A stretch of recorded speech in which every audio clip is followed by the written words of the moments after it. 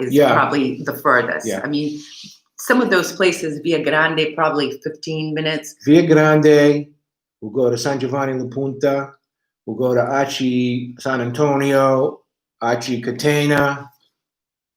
Within our zone over here, we have everything that we want here. Yeah. As a matter of fact, very fortunate. We have a larger selection. I hate to say this, but we have a larger selection here for a lot cheaper than you guys have in the States. That's for sure. Okay. Some of the big markets here are, huge, and everything is fresh. And it doesn't get old. Let me tell you, after 7 years being here, it doesn't get old. So we will definitely cover these topics again, guys.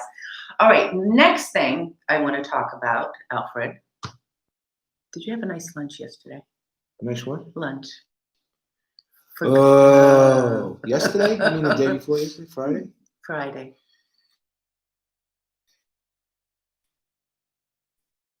Esther made, and this is a tip I had to Stefania, our pal Stefania. Thanks, bacala. And you should have seen her working over here in the kitchen. The fur was flying and everything else. It was awesome. It was great. It was a very simple recipe. It was awesome. With bacala, which is dried and salted cod, and potatoes, capers, olives, olive oil, celery, raisins, pine nuts, and chopped up carrots. Okay, now that was it. Now that she brought over the subject of bacala, now this gives me a chance to talk about my Uncle Tom. Wait, before you do that, there was a question during Thanksgiving. Right. I have to answer that. What's the question? Do Italian people like turkey? Let me tell you about turkeys here in Sicily.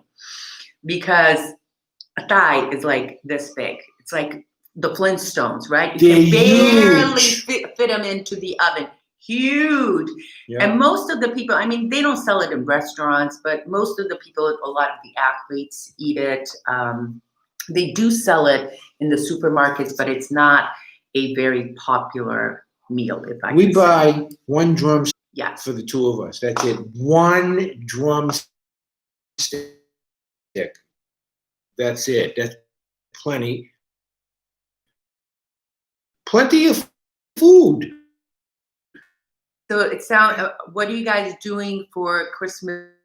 When are you guys doing a Christmas food video? Good idea. We'll keep that in mind. Everything else is better. I'm going to talk to you about my Uncle Tom, late Uncle Tom Teresi, who died many years ago. And really, this little segment is dedicated to his two grandkids, Officer Tom Teresi from the Methuen Fire Department, and Sandra Teresi Neal. Those are his two grandkids who he loved crazily, like this, okay? Because he was always trying to quit smoking. He used to smoke Chesterfields. So every other week it was either a cigarette or anyways. Uncle Tom was my mom's favorite brother. And he would come over the house every Saturday. And Uncle Tom loved his brandy. And I'll tell you what, Uncle Tom loved his brandy. He also liked the coffee with anisette too. But Uncle Tom would come over. My mom would. He knew where to get the liquor. He'd have a little bit of a glass first. Whoosh. So Antoinette, how are things going? But around Christmas time, my mom would make a pot ginormous of storku. Did she use storku or bacala? It was really, they say it was storku. Who the hell knows what it was? But it was the same stuff I ate. And she would portion it out into, Tupperware things. And every Saturday, because she knew he'd come over around 1 o'clock right after work, she'd pop it out and he would spend a good half. He would be in heaven. All right. There would be enough storku because they stopped selling it usually in January or February, right? He'd be in heaven from November until January, Uncle Tom. Great. He was born in Sicily. This guy during Prohibition. And Uncle Tom, he was a bootlegger during Prohibition, and Tom was seriously injured. He fell into a vat of boiling water while they were making the wine. At the lumberyard, he was in charge of the what do you call it? I had that misfortune of working for him a couple of summers. Same thing with my brother. Oh my God, he was a slave driver. But anyways, that's my storku story, and that's the story of the. Did your grandmother and mom use the same recipe? Same type of thing? Pretty much, yeah. I mean, Stefania's looked like my mother's, and Stefania's tasted like my mom's. The only thing that we didn't have, we forgot to put in was what? The capers, right? No, I put capers in. Oh. I don't know if I mentioned capers with pine nuts. We only had a few Oh yeah, pine pinoli's. nuts. We didn't have any cannoli nuts. But other than that, Stefania, believe me, she did a great job. And I said to her, will you please make it again before Christmas? And this time make a bigger pot because it was terrific. For sure, Yeah. for sure. All right, shall we move on to the missal?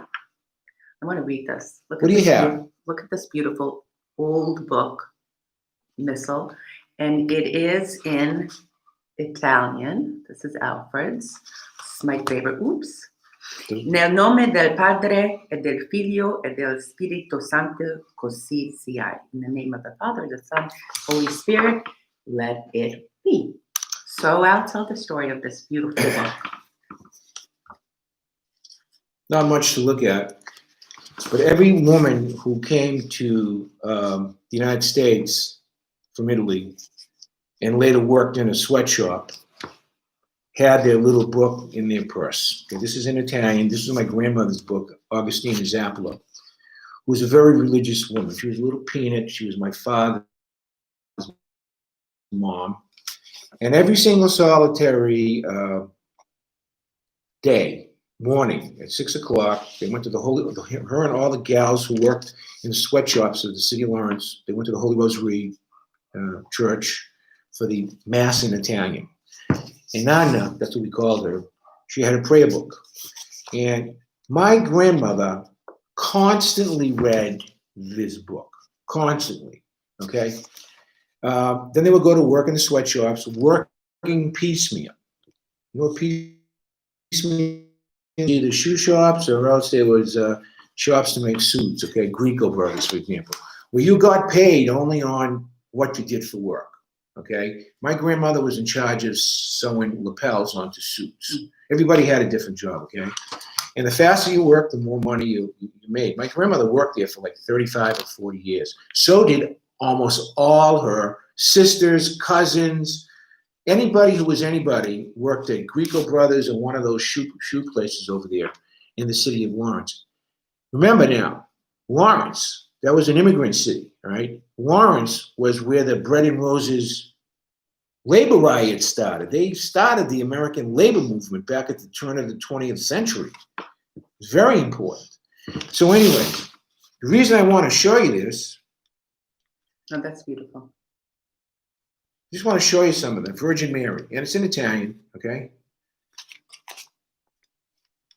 That's so special. These things are over 100 years old, okay, these pictures. So my grandmother's book, this book, oh, Saint Rita. Yep, this book is next to this book. What are these called, by the way? It's called missile, right? She calls them missiles. Anyways, my missile I got when I was confirmed. Try learning words when English is your fourth language. This book is in English and Latin. The Mass is in Latin here. So this book over here, when I want to, because I like Latin, and I'll go to the missal, a part of my book in Latin, and I'll do the whole book in Latin. If I want to do Italian, I'll do this.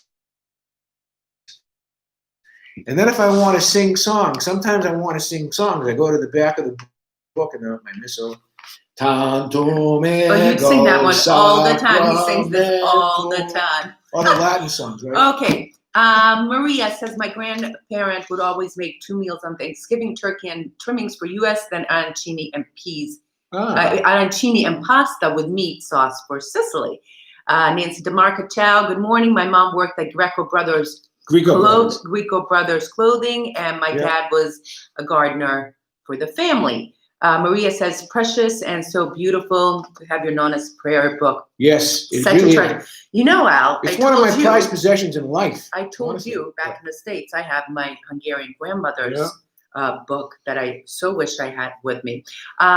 Someone videos and voice still, is it still bad? You guys, the weather is just terrible. If it continues to be this bad, we'll consider maybe ending a little bit sooner, but let's see. So in any case, the weather here is, it's November, So we had a Howling winds. It's howling we had winds. Yeah. we had a really, really nice stretch of Indian summer. I was going to say Italian summer. Indian 21 summer. straight days. Yeah, Hey, over a month. You know what they do with Turkey here? I mean, there's a lot of things they do with Turkey here, but one of the things, when I was in Rome with my daughter Jennifer one year, she was going to school in Holland, Yeah. we met in Rome. We had boiled turkey meat. Boiled. They served it boiled. If you can believe that.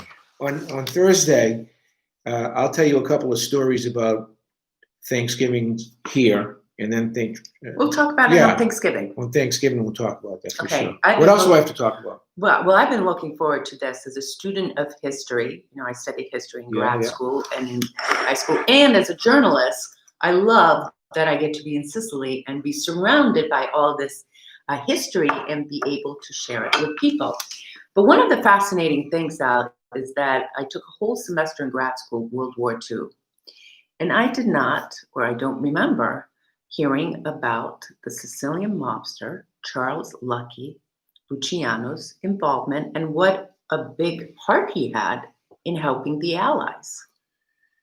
Yeah, he sure did. But you want to know something? He was a New York mobster who was in jail, and the Navy basically made arrangements. I mean, the reason the Navy wanted to get him helpful was not for the invasion in Sicily, but rather because he controlled the docks in Brooklyn, in New York, and they were worried about German infiltration and Italian infiltration. And he squared that away. And then what happened was, when they decided to do the invasion into Sicily in 1943, from his prison cell, he kind of coordinated with all the other mafioso guys, and they kind of helped out, although there's a lot of dispute exactly how much he helped out. The invasion, especially around the port areas, okay? In 54, after the war, I believe it was 54. It was around 53 or 54. 53, 54.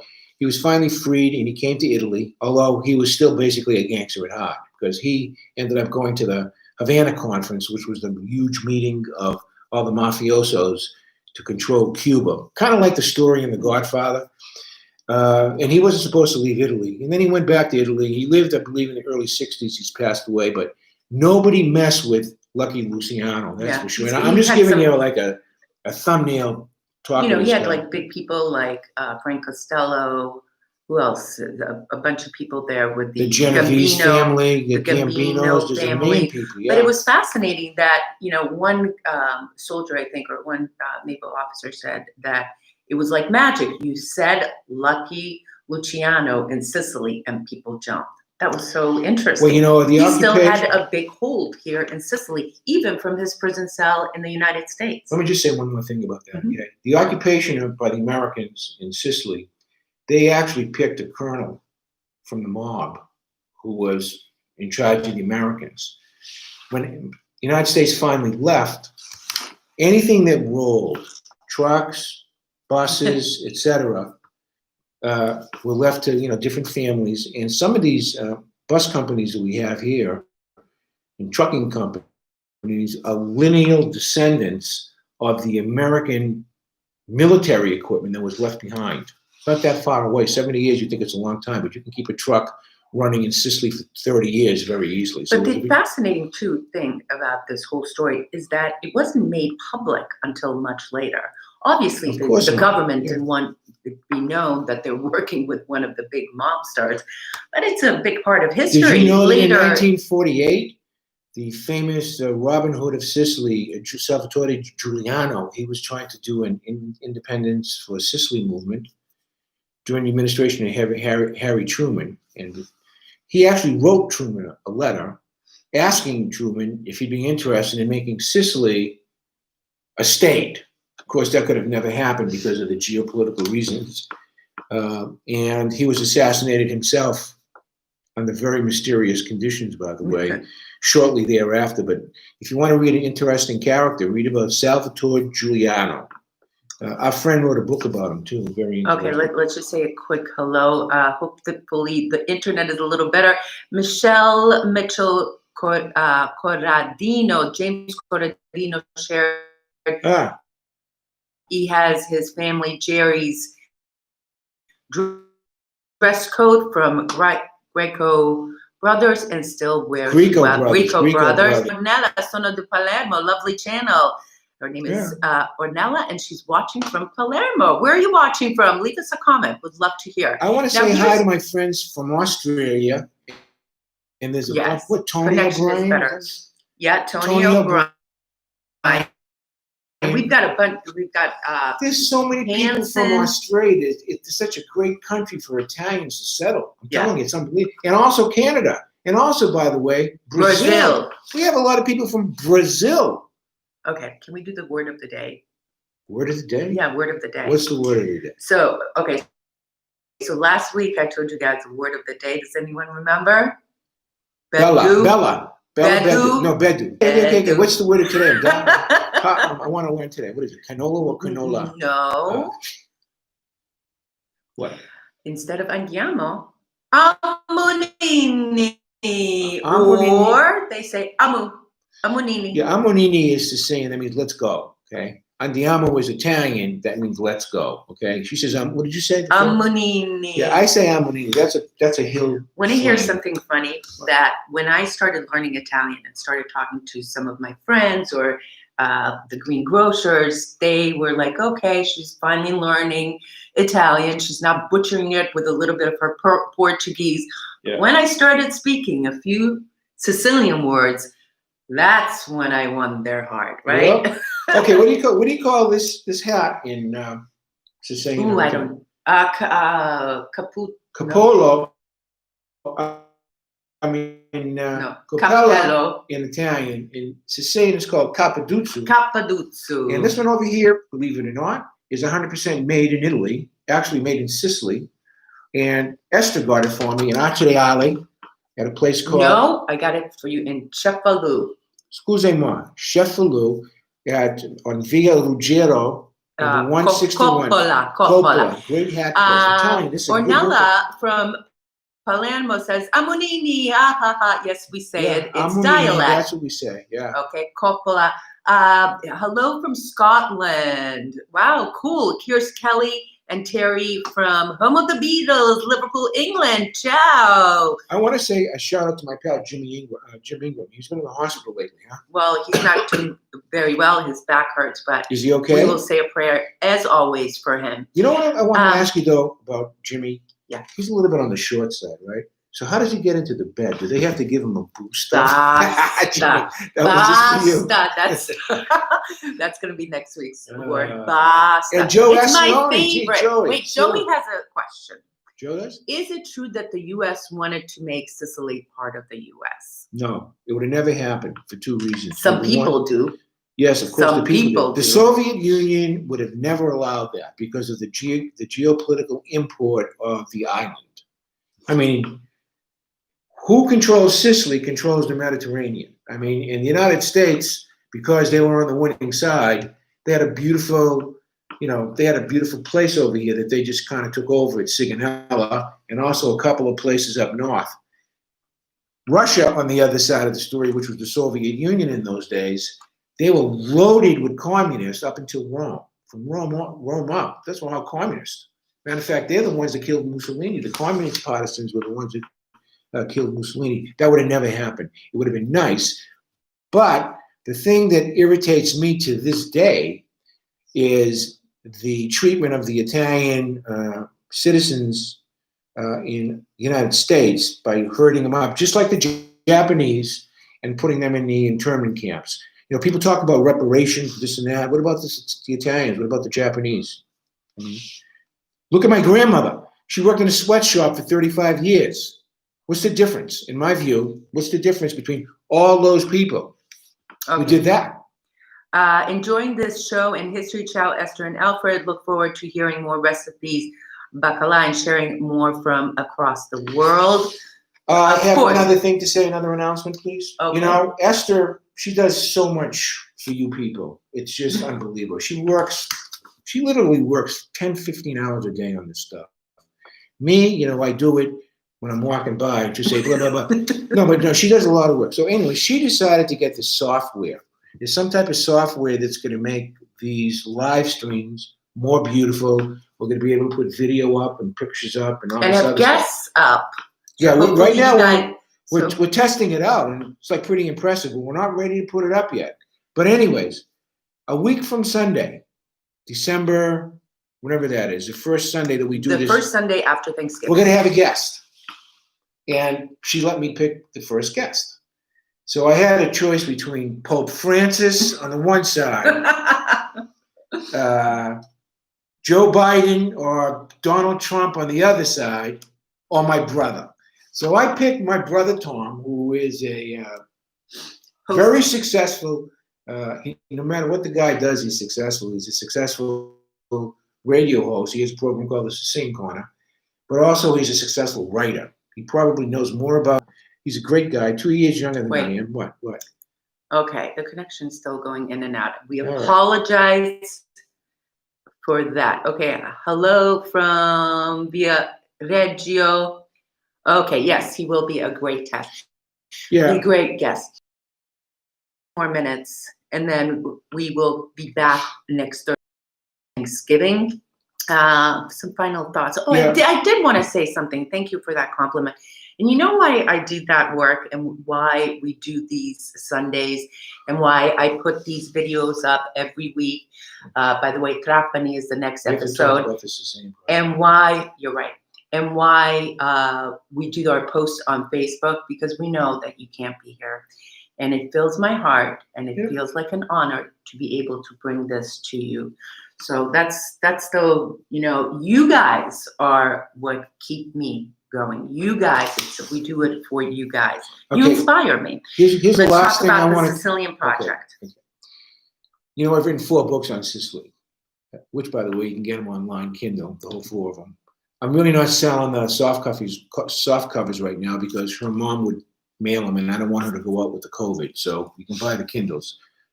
Go to Kindle, put my name in. But my second book, I titled Trunk. I wrote a chapter about if I had $1 million, what would I do? And what I would do is teach kids over here how to speak English because English is terrible in Sicily. So after the book came out, a guy from Vermont by the name of Steve Carbone, he read the book. He called me up. He tracked me down to my law office. He says, Attorney Zappler, he said, that touched me. He said, my grandfather came from the province of Messina, he did very well here. I want to make a donation for you to help you get kids to learn English. So I'm on the phone. I'm saying, great, what am I going to do on $100? Mm-hmm. So to make a long story short, Mr. Carbone, he sent me a $10,000 check, $10,000, okay? So, of course, I had to, do all the stuff that you have to do, make a nonprofit in the state, get a board of directors. One of my pals from Texas, he's been with me since the get-go, Giovanni Lanza. He's the president now. He's been the president for a while. And Stephen had to leave after a while. But to make a long story short, the last 9 years, we have trained 1,200 kids in either formal classes or in summer camps. Free. All right. Free of charge. Thanks to the generosity of American donors. Okay. No one's ever done that before. We have a great board of directors from Joe Montecolono to Linda Gilbert to a whole bunch of other people, John Owens, Celia Milano, Vivian Cucciata. There's a whole bunch of people now. We have a very vibrant board of directors. So now what we're doing, because we can't run the classes, we've been picking out charities in Sicily that are desperate for money. So I put it out on my Facebook. Okay, let's raise some money and let's give them grants. Okay, so we selected 2 places from the province of Palermo. So we started, first of all, last December. We gave to a church in Catania. Yeah. We've already given to a couple of churches because right now things are dire. Things are dire in Sicily. People are starving. Yeah. And so churches and nonprofits, the Caritas, they're called here, they're extremely important. And so for us to be able to raise money, give them a few euro to buy food, necessities, and especially during the holidays, which is critical. So we have Bagheria, Catania, and Enna that our guide Marta helped. As we raise $500, U.S., it goes right out. So this week on my Facebook, we raised 576 euros. So it's a little bit more than $500. So Giovanni is sending the folks in Bagadia a $500 donation in the name of the Sicilian Project. As soon as I get another 500, we'll take care of the other ones. If we're fortunate enough to get more, we have plenty of other places to do it. The need is terrible right now, so especially here in Sicily. Now, you could donate on my Facebook page, number one, or you can go to the Sicilian Project page. .com. www.thesicilianproject.com. And they have a donate button there. You could donate it online, or if you're hesitant about doing that, they have in Giovanni's house in Skyler, Texas, his home address.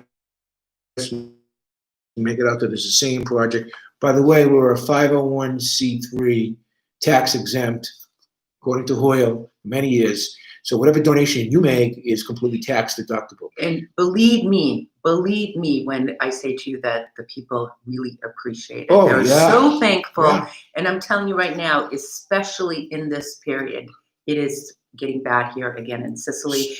And the unemployment is rising. People are hungry, and this is one bit that we can do. Let me just read some. Edward Bigelow, hello from Maria's house. Ciao. Enzo, ciao, buongiorno. Cheryl Dobbins, ciao, Cheryl. You're always awesome. Thank you for what you do. Joe Assioni, that is a great project. Peter Clementi, is the Sicilian dialect that much different from mainland Italian? It's night and day. It's not even close. Hopefully, I one day will get to Sicily. Ornella, the proper Italian is very different from dialect. Someone who speaks only Italian wouldn't be able to understand speaking only dialect. That's correct. But every region has a dialect, right? If you try to speak Sicilian up north, they'll think you like the Beverly Hillbillies. Remember Jet Clampett for the Beverly Hillbillies? There's definitely instances. They still do to this day. I don't care what anybody says. I've been up to Rome myself. I'm a lawyer. I can buy and sell half these people up in Rome in any case. And when they find out that I'm Sicilian, they give me that side look. So don't tell me about that. The answer is yes. But I happen to be Sicilian. All right? Sono Siciliano 100%. And there's a lot of us, too, in the States, here, in Australia, in Brazil, in Canada. There are 12 million of us in the United States, double the population of Sicily. From what I studied, the Italian language derived from the Sicilian language. Enzo S. says that. In fact, Sicilian is the first language to derive from Latin. Italian came later. Right. Wasn't it Da Vinci that... who's the guy that wrote, one of those famous Italian guys chose, it was between... the two languages. To make it the main. Yeah, which... was it from... Next show, I'll research that a bit. Joseph, Patty, good morning from... Okay, folks, we're going to wrap it up. We're going to wrap it up. Yep. We will see you next Thursday for another episode of Beauty in Sicily with Esther and Alfred. Yep. And leave us a note. What did you think of this video? What do you want to hear more about? Subscribe to this channel. No notes. I don't use any notes. I use toothpicks and I use wine. I mean coffee. That's about it. Ciao. Peace. Give me a kiss. Ciao, everyone. Thanks for watching. Ciao. I want to watch the video.